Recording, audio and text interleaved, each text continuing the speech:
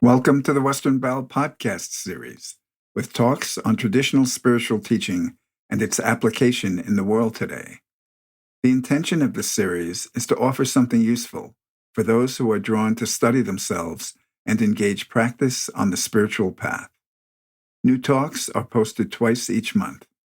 The content of the talks is for informational purposes only, and not to provide any kind of counseling, medical, or professional advice.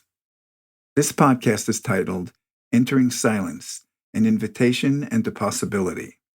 The talk was given by Regina Sara Ryan on December 7th, 2024 via Zoom. Regina was the editor of Home Press for 35 years. She is a workshop leader, retreat guide, and the author of The Woman Awake, Igniting the Inner Life, Praying Dangerously, Only God, and other books. In this talk, Regina speaks about how silence is used in the religious traditions to deepen the inner life, and how realizers have said that expansion into the great field of silence is not separate from God.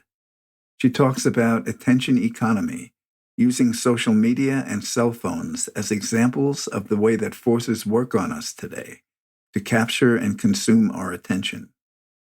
Regina asks us to consider taking a stand about our need and desire for silence, which allows us to experience greater appreciation for the world around us. She says that a lot of spiritual work is hidden and takes place in silence.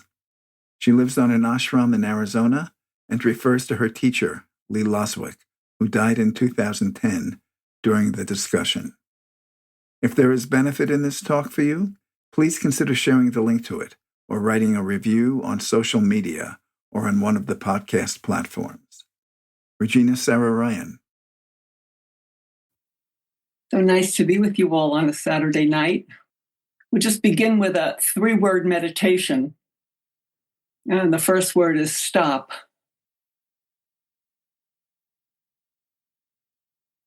The second word is look.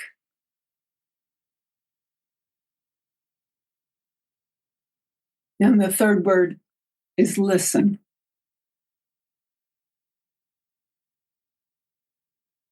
Thank you for that little introduction to silence. So often when we talk about listen, we're talking about listening to something specific or someone specifically who's speaking to us. We say, you have to be a better listener, or listen between the lines, or whatever.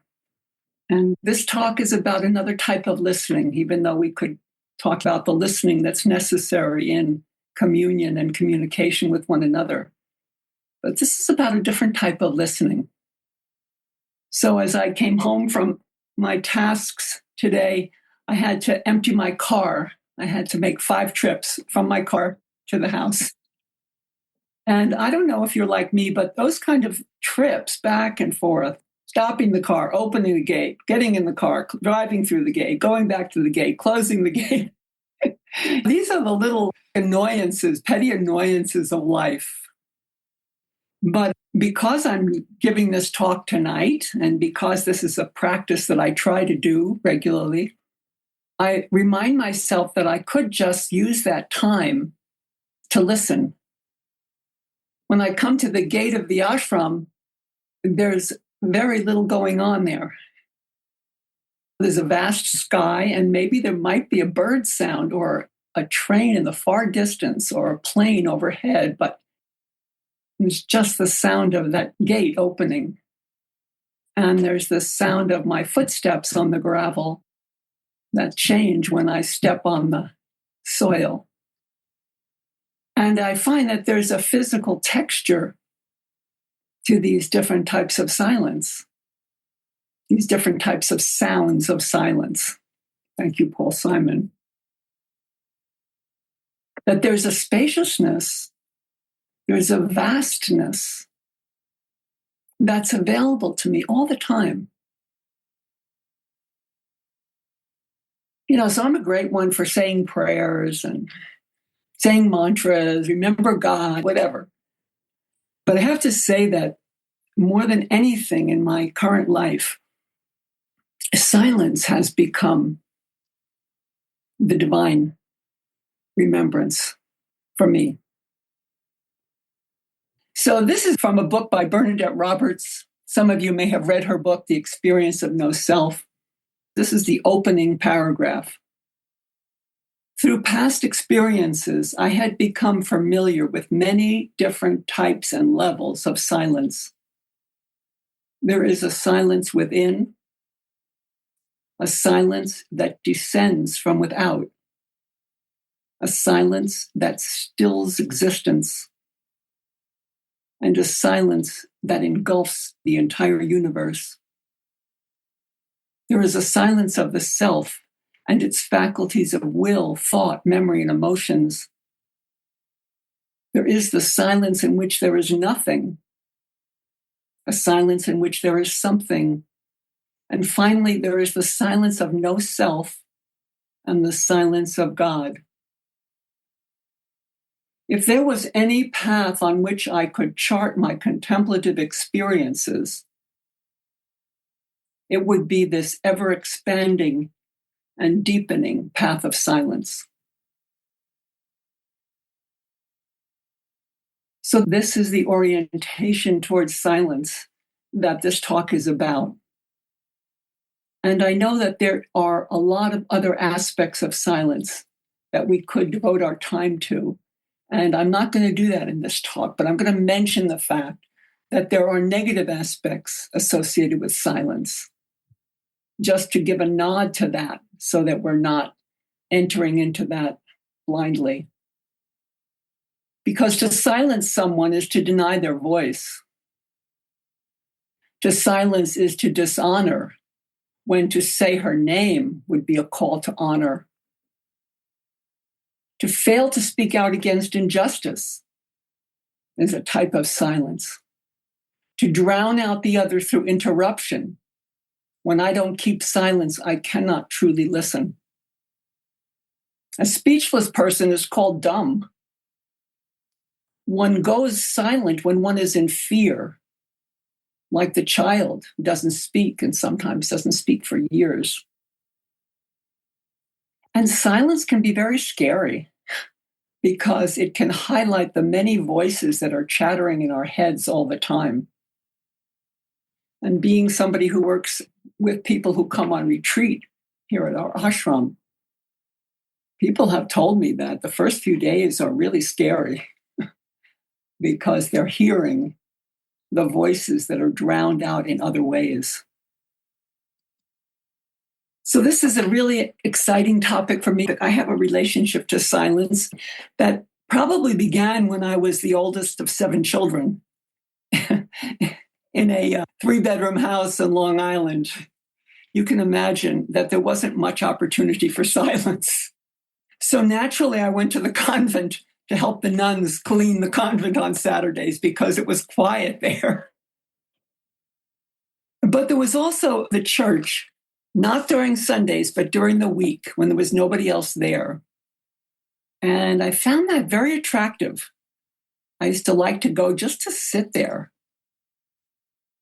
with nothing else. Oh, there was the statues and the crosses and so on, but there was a tangible something about the quiet inside the church. And I know some of us have experienced that in our travels and going to monasteries or great cathedrals or ashrams or places in nature, of course. Also, I had this funny thing where I recognized that I could hear sound inside the little cup of my ear, inside my ear, right here, like inside your ear. So I could walk along the street and I could actually hear the wind vibrating against the external part of my inner ear. And I thought that was just so amazing. And so sometimes I would just focus on that because I thought that that was really cool. And it was like very silent. And yet there was a sound to that silence that intrigued me.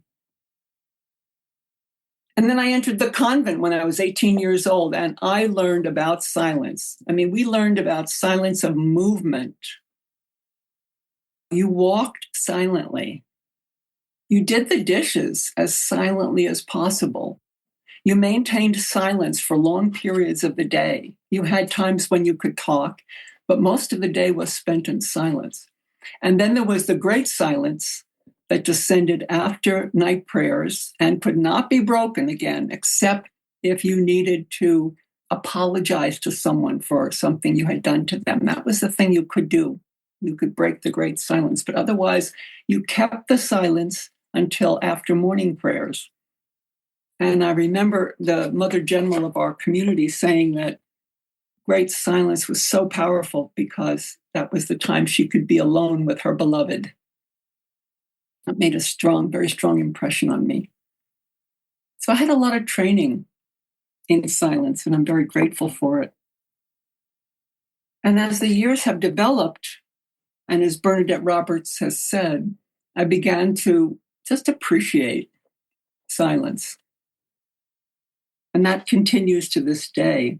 And some of what I've learned and some of what I practice and some of what other people have told me is what we're going to talk about tonight. So I'd like to share with you another quote. And here's my dear friend Thomas Merton, great Catholic theologian, mystic, monk, poet, writer, journalist. And here's what he says: silence is not a virtue and noise is not a sin. That's cool, huh? But the turmoil and confusion and constant noise of modern society, he's writing this in the 1940s, people. The turmoil, the confusion, and the constant noise of modern society are the expression of the ambiance of its great sins. This is the sins of this modern society. It's godlessness and despair. A world of propaganda, of endless argument, vituperation, criticism, or simply chatter is a world of atheism. It is absurd to talk about inner silence where there is no exterior silence. So he's writing that in the 1940s, but here we are in the 2020s. And as I read this is so resonant with what I experience in the world of propaganda, endless arguments, vituperation, criticism, or simply chatter. And he calls that a world of atheism. But it's this godlessness and despair. It's lack of connection to a higher context. So I'd like to give us a few moments to reflect on your own silence. So because I was giving this talk tonight, as I was putting away the dishes and opening and closing the cabinet doors in my kitchen, I really attuned myself to silence and the possibility of creating silence in what I was doing. And not just as a silly exercise. When my husband Jerry was alive, loud sounds disturbed him very greatly. And so I had to practice not clanging and banging. I was a dishwasher who was a clanger banger.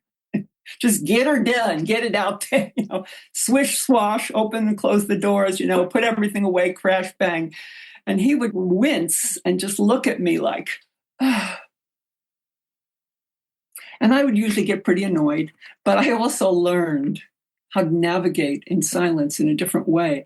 So what I found and what I was reminded of once again today as I was preparing to come and be with you is that in order to have silent movement, you have to go a little bit more slowly, and you have to go with intention and attention to what you're doing.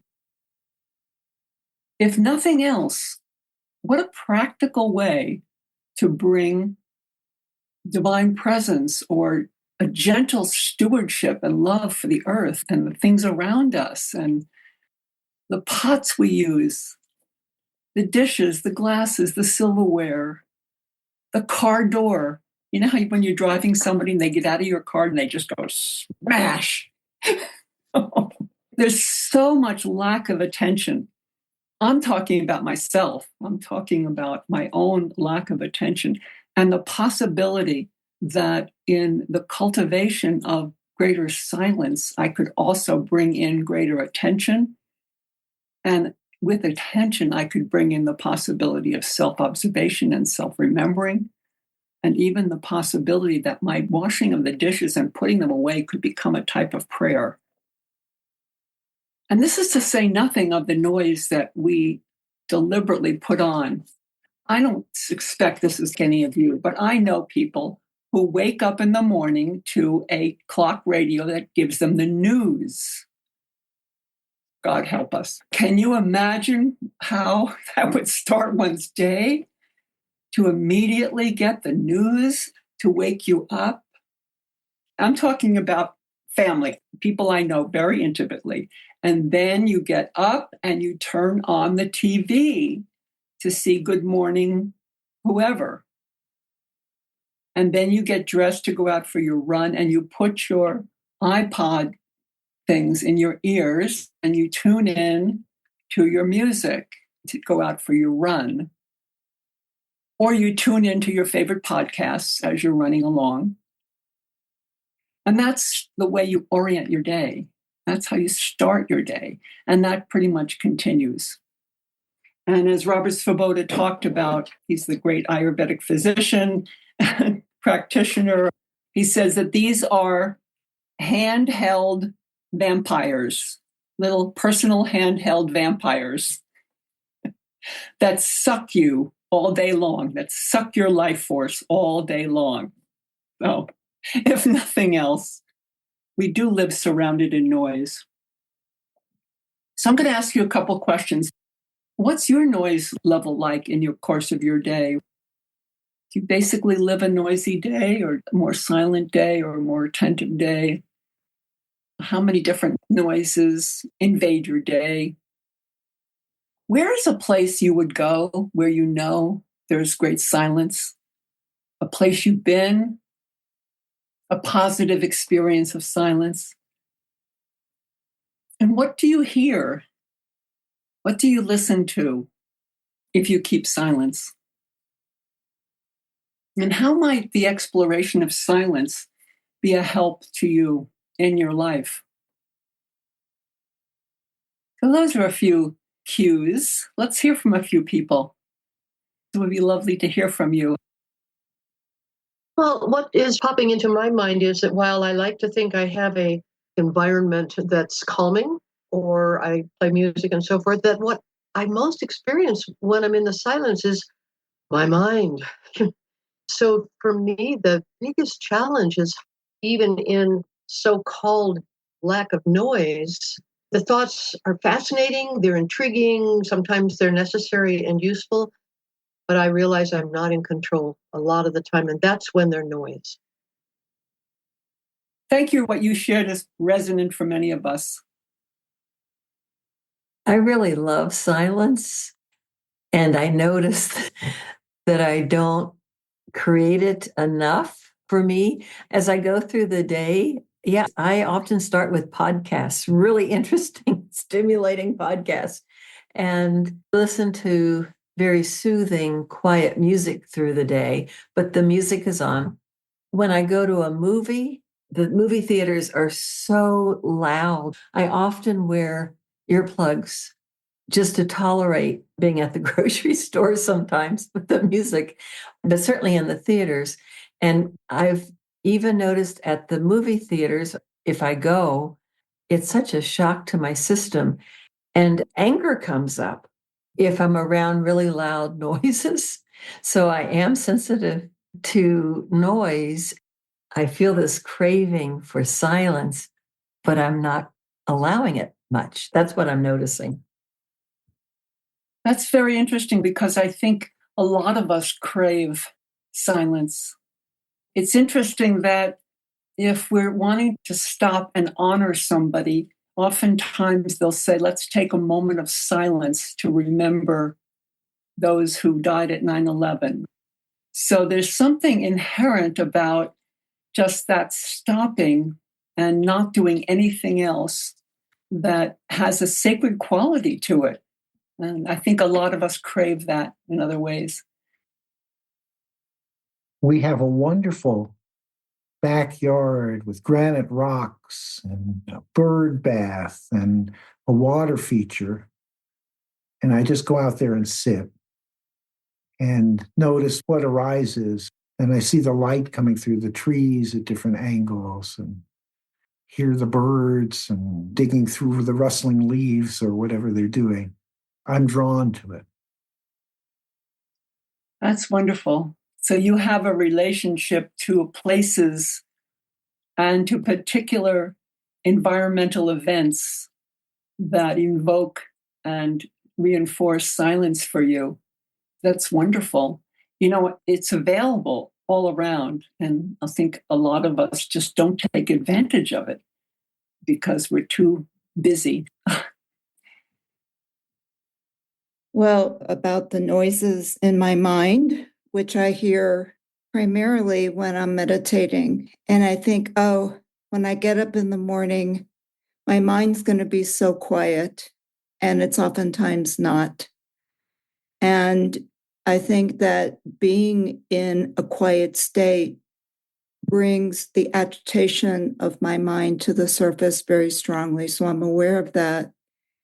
And on the other hand, I need silence to be able to listen to myself, to be able to listen what's at a deeper level than just the surface discursive thoughts, agitations of my mind, so I can hear really what's in my heart and hear what's in a deeper aspect of my being. Because if there's too much noise, it's distracting. I can't hear anything.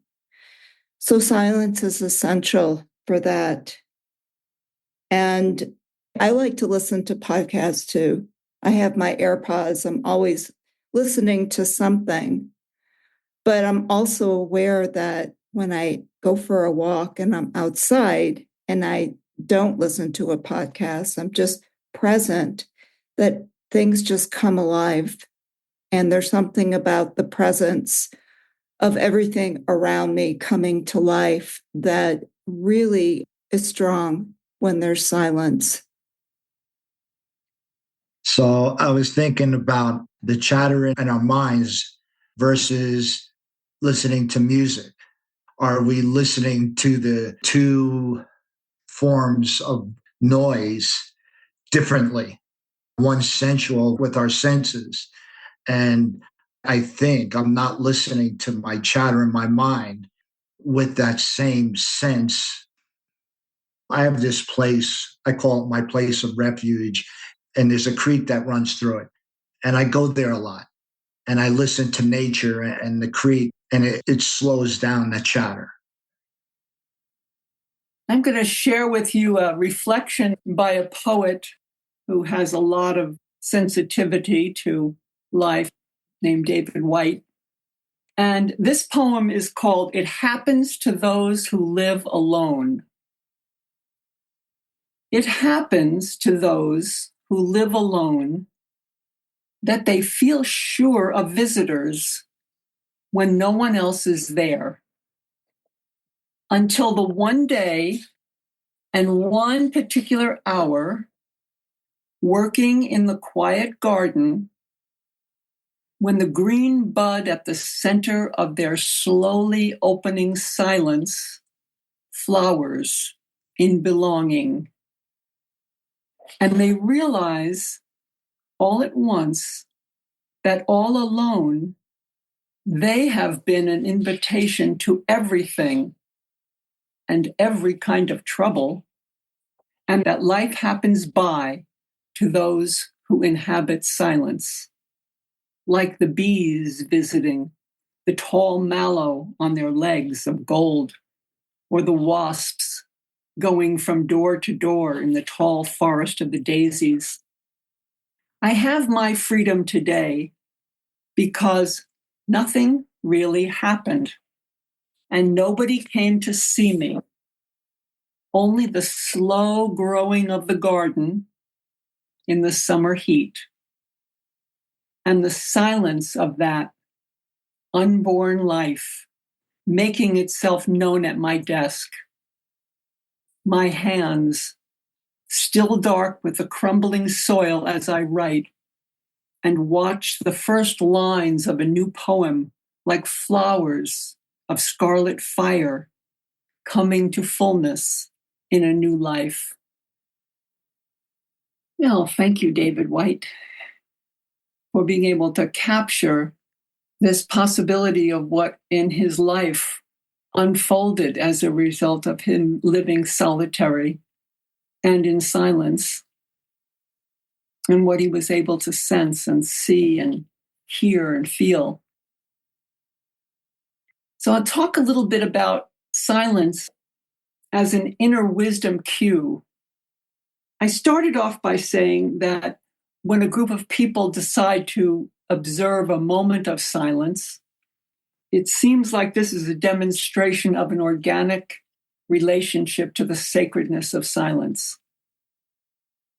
We seem to know intuitively that there is a strong connection between silence and prayer, even though we do use the singing of psalms, the singing of mantras, the verbal prayers, but we also know that a connection to prayer is silence. So when we do most meditation techniques, they will ask you to just stop, close your eyes, be silent, and so on. So there is a connection to an inner wisdom that happens with silence. It's interesting that when somebody remains silent but attentive, we may assume that that person has some wisdom. If they are silent but inattentive, we assume that they're not with it at all. They're not with us. Or maybe they don't understand anything. But if you've ever been at a gathering where somebody is fully attentive, but they remain silent and really absorbed in what's happening, I make the assumption that that person really knows something. They must have some wisdom, or they're really waiting and intently wanting to absorb what's happening. And when you look at some of the great witnesses, some of our great silent witnesses, we have them. We have silent witnesses.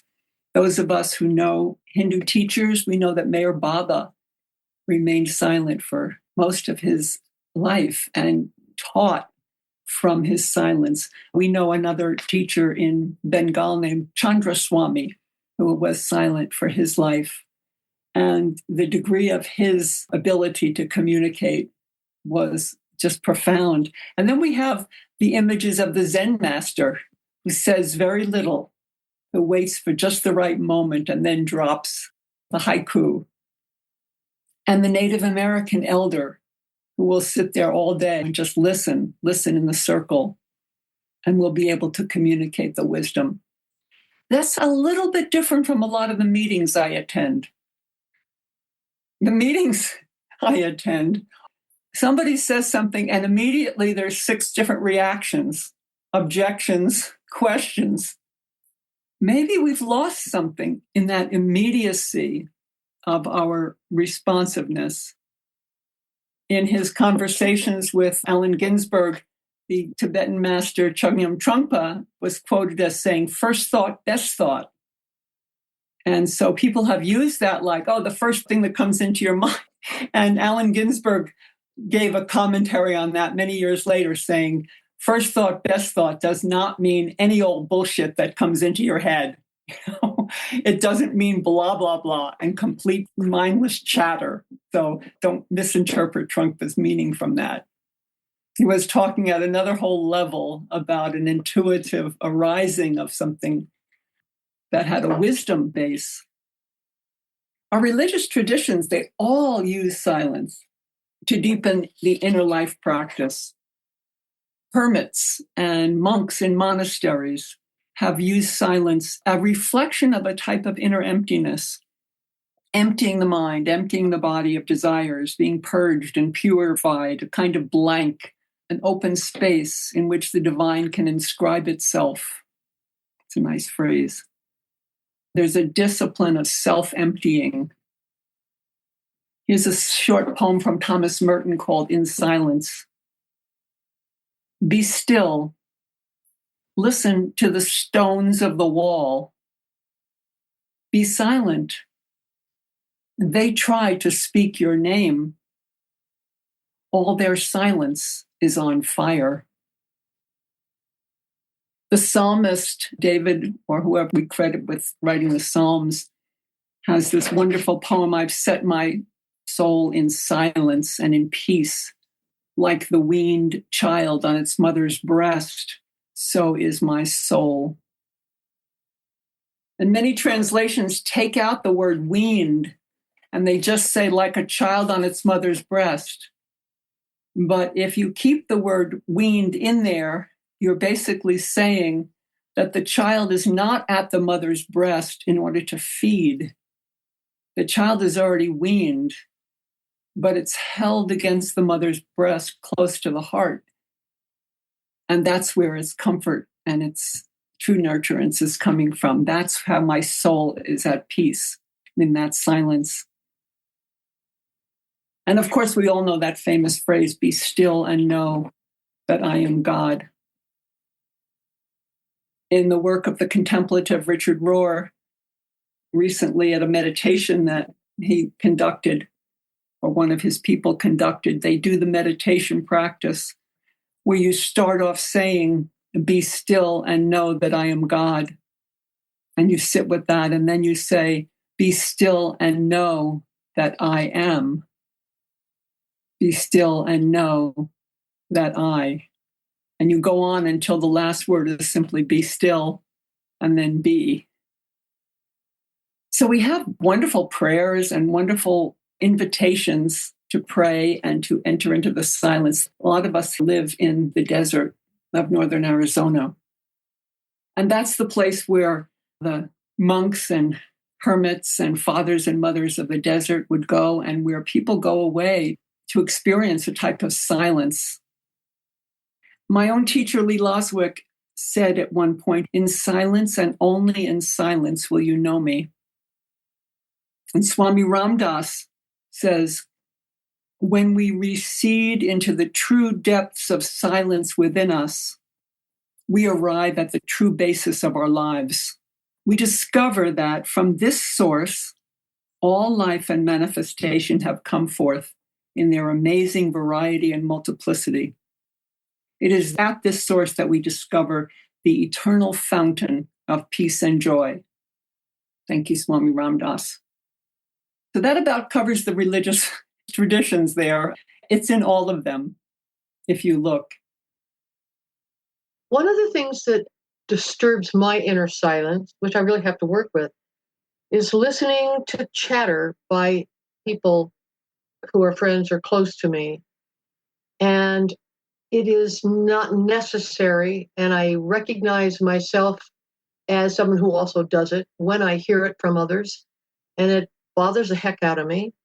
And I find myself torn between two things. One is, I just need to be away from this so I can be silent, or I can experience the silence. And then on the other side, I know I need to get to a place of some balance between not listening and compassion, some kind of a detachment, a separation from it that allows me not to get caught up in that energy. And I just wonder where that fits in this discussion. Where I'm moving to in this talk is something that I'm going to talk about as a radical witness, a radical stance against the attention economy that we are all absorbed in. The attention economy being all the forces that are working on us day and night from the media as well as from our friends and habitual acquaintances, which are constantly going to tear away or invite our attention and take it. And so I'll address that when I talk about that subject of the attention economy. But I think it has something to do with how much am I willing to recognize the need for silence, the desire for silence, and how much am I willing to actually take a stand for it?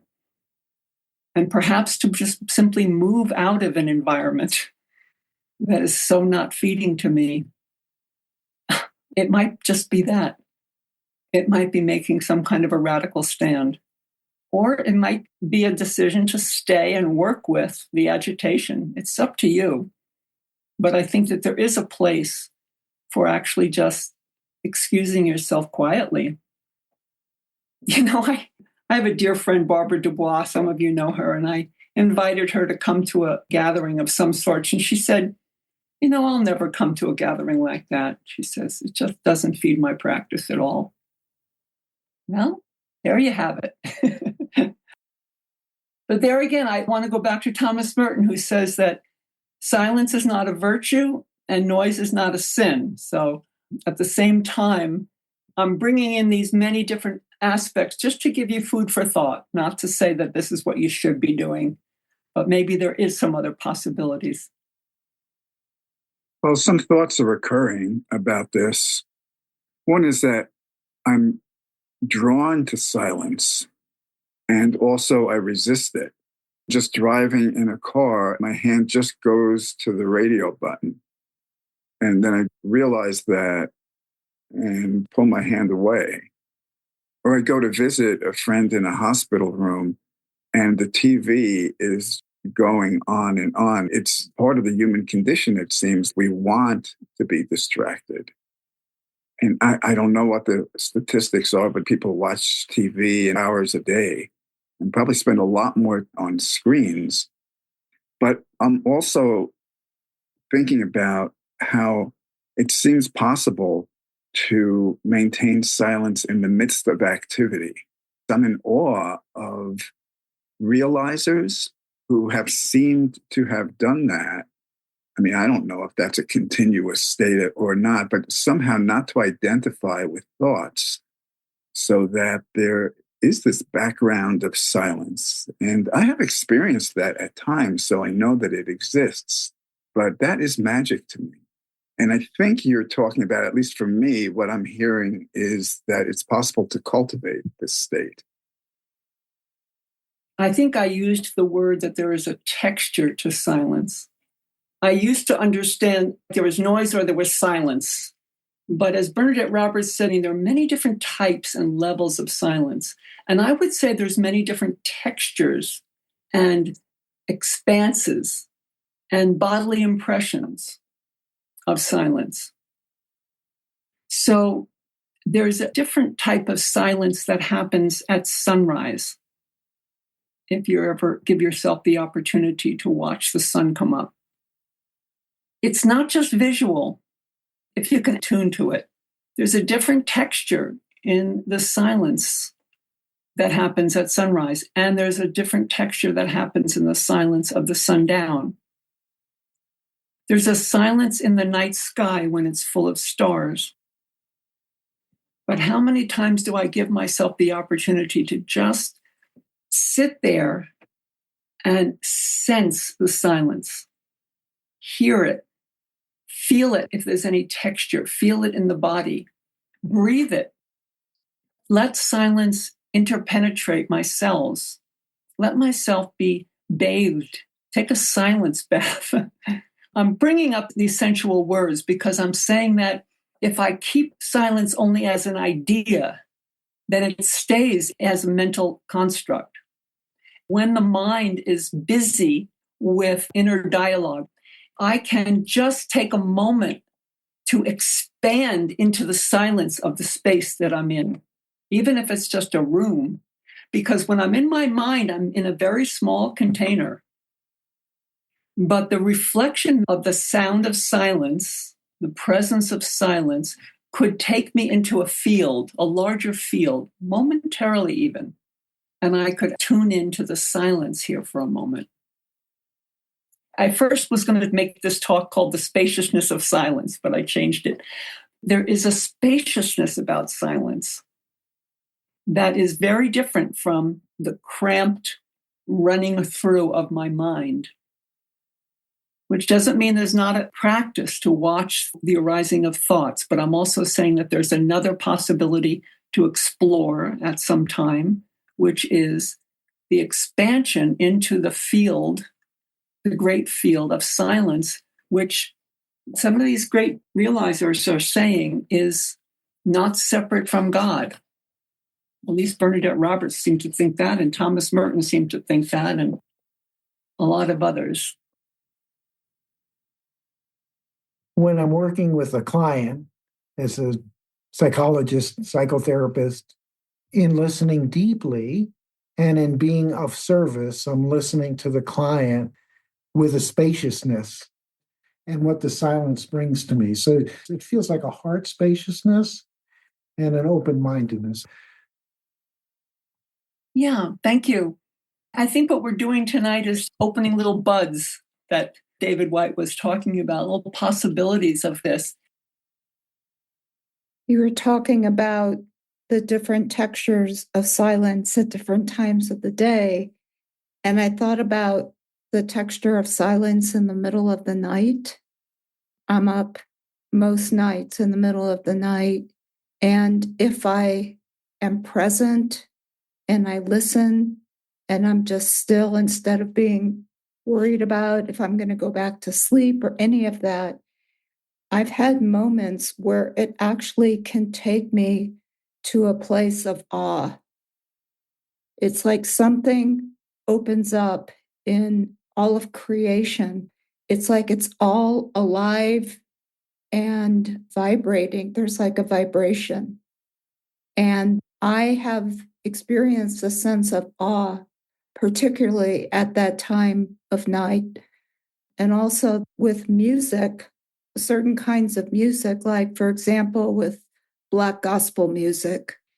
If you listen to how incredibly inspiring and uplifting and soulful it is, when that music stops, then it almost brings the silence to life. There's a way in which music and silence are interwoven. So music, especially inspired music, can really bring the silence to life in a different way. What we're talking about very generally, and we're using silence as a doorway tonight, is we're talking about the training of attention and the ability to use attention for our inner life and also for our compassion life, to be able to share that true presence and attention with another. So I'm going to talk about attention as an economy. And maybe some of you know this book that I've been reading recently. I just finished. It's called How to Do Nothing. And the subtitle of the book is Resisting the Attention Economy. I've talked to 3 people so far who either have just read it or are reading it, so I know it's really striking a chord. And for me, because of the work I've done in self-observation for so many years, she walks you through social media and she shows you how, and we all know this, and we contribute to it nonetheless. The social media is constructed to capture and consume our attention so that we will become buyers of products, listeners to ongoing programs, and we will have opinion influenced by the things that we listen to when our attention is thus captured. Yeah, we know this. Those of us who are on a path of self-development, a path of spiritual life, still, we cannot avoid it. It is everywhere. You can't go into a grocery store without being bombarded with the attention economy, which is vying for your attention, for its products, and for your opinions, and for your votes. If we saw nothing else in the last election, we saw this massive opinionating in order to get votes, to get our votes. And it didn't matter whether what was being said about one candidate or another was true or not, because what has happened is we have had a context collapse. This is a phrase that she has taken from other people in her book. We've had a context collapse because social media does not allow you, in most cases, in the most popular cases, to have a background, a big context, the big picture. What you get is snippets, and you get pieces cut, and then you get them presented. So you have an immediate reactivity. And that's why Facebook and these other types of media are vying for you to watch and immediately like or dislike. There's no chance for stopping. There's no chance because everything is vying for you to do it faster and more immediate and give your first reaction without context. So this is what we are living in. This is what we face. Okay? Now, are we willing to look at what this is costing us as far as our attention bank account? As if we had a bank account that we built up periodically of attention. So we go away on retreat, or you take a workshop, or you meditate for several hours, and you build this body of attention where you're more likely to hear things and appreciate things and so on. So you have an inner attention. You have an attention where you're able to watch the rising and subsiding of your thoughts. You have an attention where you're able to actually hear the birds. They feed the crows here on the ashram on Saturdays, and I just wait. I just watch those guys. They know when it's Saturday. They start to hover. There were 8 of them on one tree this morning. And it took them a long time to come because there was a great big hawk sitting on the very top of the tree, and he was not letting any of those crows come near him. And when he finally flew away, they came in from every direction, and the sounds were just so wonderful. Oh, just so great. But the hawk has a very different sound than the crows. And you know this from your listening, from being absorbed. Your attention was really focused on this. And it's this wonderful, enlivening kind of attention that happens when we can stop, look, and listen. But that's not what's happening in the world at large. In the world at large, it's immediacy. Immediately give your opinion. And what we're losing is our attention. And one of the ways we can build our attention economy, our personal attention account, is by developing silence. And I'm talking about conscious, attentive silence. I'm not just talking about blank or daydreaming without a lot of sound around me. I'm talking about consciously listening, absorbing, feeling the texture of, smelling, tasting the silence. I have a different relationship to silence when I'm at Lee's tomb, his samadhi. There's a different silence there. It's a different texture. And I have a different silence when I'm in the meditation hall. And there's a different texture of silence in the shrine I've created in my bedroom. And when my attention is focused on the absorption of silence, I'm not talking about even saying prayers or doing quote unquote holy things, which is a real radical statement for me, because I was always about and have always been about doing my holy practices, saying my holy prayers. And more, the cultivation of silence is involving me in a slowing down, and it's involving me in taking a radical stand in an age of noise, and a radical stand in an age in which my attention is constantly being captured. Just think about the great forces of nature. Gravity, does it have a sound? It's a silent force. Trees, I mean, sure, when the wind is blowing through the branches, there's a particular sound that we can get when we're being silent. But the tree itself, especially the big trees, just standing with them, mountains, really big boulders, huge rocks. We have places here in Arizona where you can just put your arms out against the face of these incredible boulders. It's not just a looking or a sightseeing, taking out your camera. It's not about taking out your camera. Although there are some wonderful books and videos now where you can just hear the sounds of the Arizona desert at night. But it's about letting the silence of the deep silence of nature touch us. So it's a radical stand, actually, for uselessness in a certain way. I mean, show me the result of standing there and holding a tree.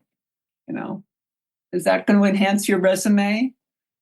What are you going to show at the end of the day? Well, I laid against a rock. I held the tree. Mary Oliver's wonderful poem about, I've just been wandering around all day, listening, looking at the grasshopper, just listening. And what else should I do with my one wild, sensuous, beautiful life, my one wild and precious life? We live in an age of productivity. We're so hounded by that. People say, oh, I haven't found my destiny, or I haven't produced, or I'm coming to the end of my life, and what do I have to show for it? I mean, I'm being very light about that, but it's very serious. This old Catholic priest used to say that the really important things in life are essentially useless, like just stopping and smelling the roses, or stopping by the side of the brook, or looking with love at a child. Prove it. Give me the bottom line. Give me the measurable productivity of that. I hope I've given you a couple of things to think about. I'm going to close with one poem, and then I'm going to open it up for last comments from you all. But I want to read you one of my favorite poems that relates to this subject. And it's by Pablo Neruda, and it's called Keeping Quiet. Now we will count to 12, and we will all keep still for once on the face of the earth. Let's not speak in any language.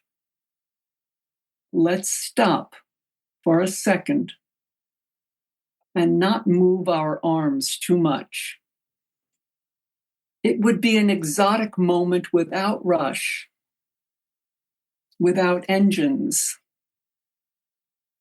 We would all be together in a sudden strangeness. Fishermen in the cold sea would not harm the whales, and the man gathering salt would not hurt his hands. Those who prepare green wars, wars with gas, wars with fire, victories with no survivors, would put on clean clothes and walk about with their brothers in the shade, doing nothing.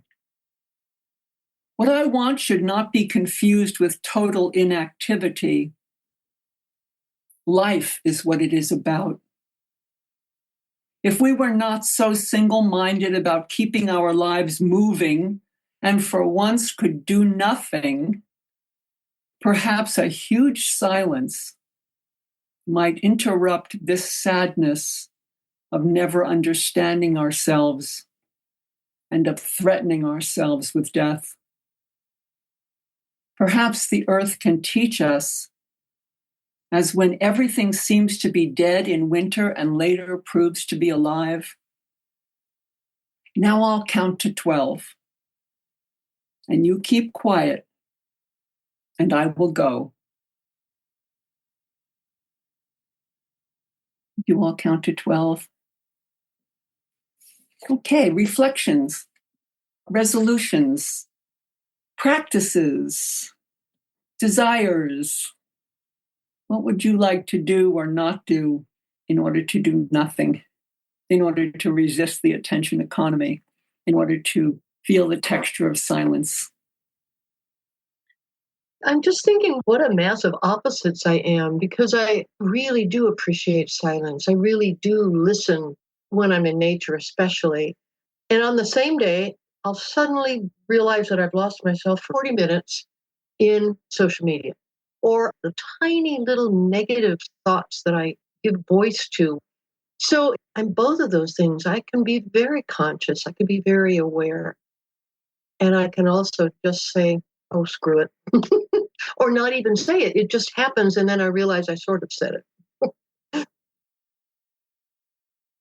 Well, we're talking about silence and listening to nature, to the sky, to the rocks, and all of that. But I think there's also silence for us to listen to our inner nature and how there's a relationship between silence and listening and self-knowledge, self-awareness, because I find for myself that if there's something that I do not want to feel or I want to turn away from, I can step out of silence, step out of listening, and go off somewhere for a long time.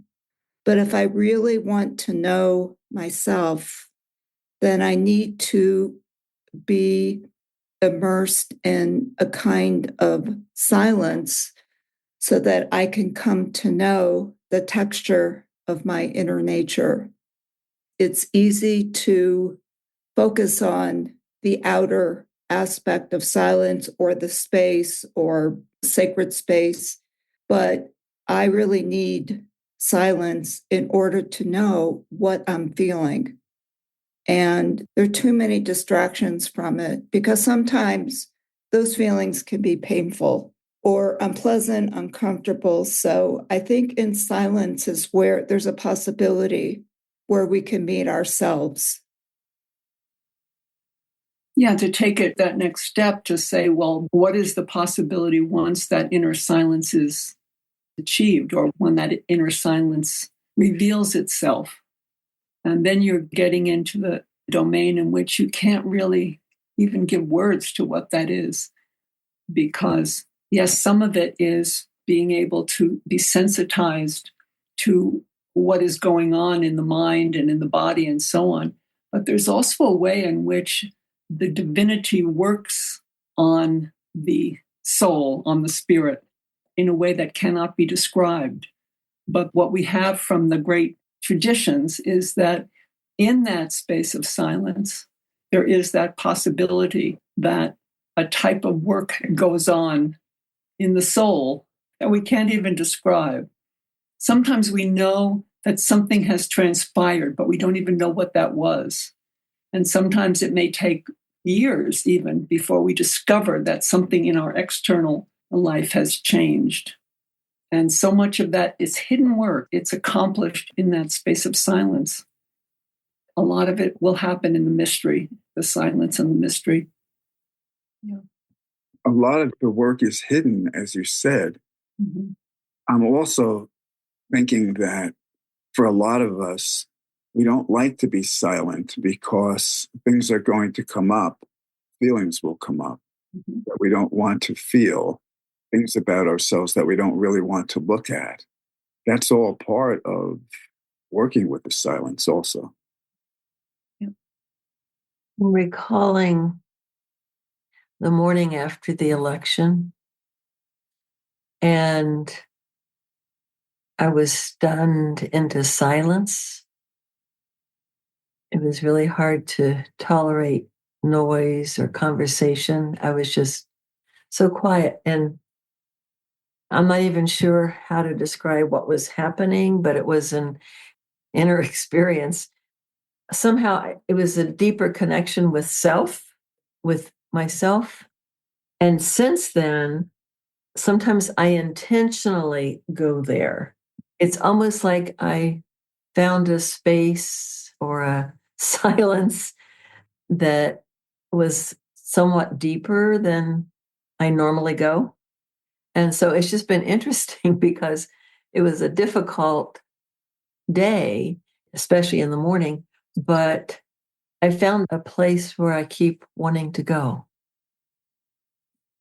Yeah, I think it's not coincidental that the ascetics have talked about the entrance into the cave of the heart or the inner temple, the Holy of Holies inside the temple. The body is the temple, and the Holy of Holies is at the very core, center of the body.